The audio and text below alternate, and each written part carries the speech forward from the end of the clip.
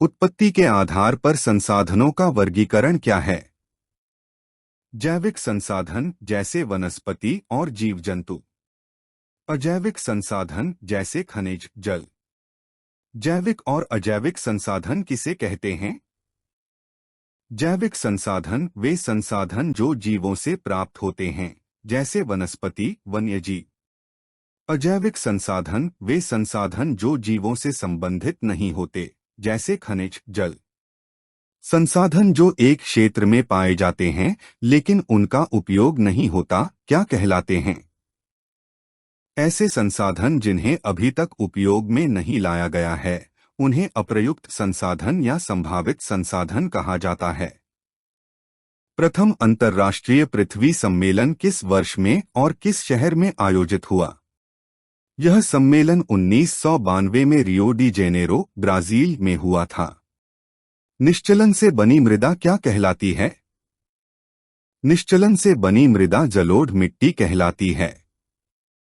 लौह अयस्क किस प्रकार का संसाधन है? लौह अयस्क एक खनिज संसाधन है। देश के कुल क्षेत्रफल का 27% भूभाग क्षेत्र को भूमि क्षेत्र कहा जाता है। पठारी क्षेत्र है, इसमें जल, समुद्र, झीलें या अन्य जल निकाय शामिल नहीं होते। संपूर्ण उत्तरी मैदान कौन सी मृदा से बना है?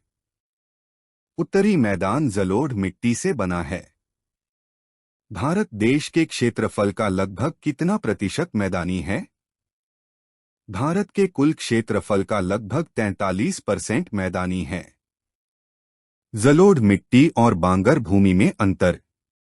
जलोढ़ मिट्टी यह मिट्टी नदियों और जलधाराओं द्वारा लाई जाती है और कृषि के लिए उपयुक्त होती है। बांगर भूमि यह भूमि नदी के किनारे होती है और इसमें कम जल उपलब्ध होता है। लेटराइट शब्द का अर्थ और मृदा की विशेषताएं। लेटराइट मृदा यह अधिक वर्षा वाले क्षेत्रों में पाई जाती है। यह मृदा लाल या भूरी रंग की होती है।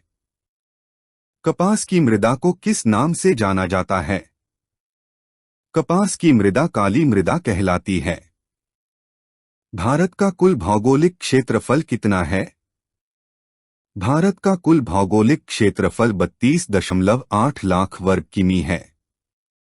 संसाधनों के संरक्षण के उपाय। जंगलों की अंधाधुंध कटाई को रोकना। जल संरक्षण के उपाय अपनाना, जैसे वर्षा जल संचयन। भू निम्नीकरण के कारण। अत्यधिक सिंचाई। मृदा का अधिक उपयोग, जैसे अत्यधिक कृषि करना। मृदा संरक्षण के उपाय। नदियों और पहाड़ों पर जल संरक्षण उपाय लागू करना। वृक्षारोपण बढ़ाना।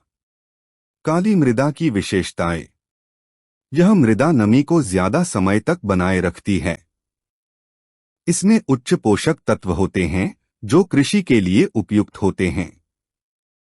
सतत पोषणीय विकास क्या है? पर्यावरण को बिना नुकसान पहुंचाए विकास करना सतत विकास कहलाता है। मृदा अपरदन क्या है? यह मिट्टी का कटाव और नष्ट होना है जो जल, हवा या मानव गतिविधियों द्वारा होता है। समोच्च जुताई किसे कहते हैं? यह एक प्रकार का कृषि क्षेत्र होता है जो पहाड़ी क्षेत्रों में स्तरों की तरह बना होता है। संसाधन क्या है?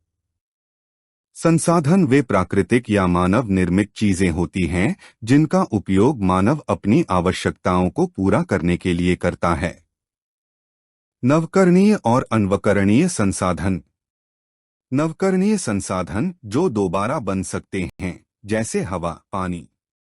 अनवकरणीय संसाधन जो खत्म हो सकते हैं, जैसे खनिज, कोयला। मरुस्थलीय मृदा की विशेषताएं। यह मृदा अत्यधिक सूखी होती है। इसमें पोषक तत्व कम होते हैं।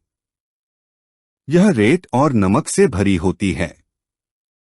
एजेंडा 21 क्या है? यह एक अंतर्राष्ट्रीय योजना है जिसका उद्देश्य सतत विकास को बढ़ावा देना है। बांगर और खादर में अंतर। बांगर नदी के पुराने बाढ़ क्षेत्रों में स्थित भूमि जहां जल स्तर कम होता है। खादर, नदी के नए बाढ़ क्षेत्रों में स्थित भूमि जहां जल स्तर अधिक होता है। उत्पत्ति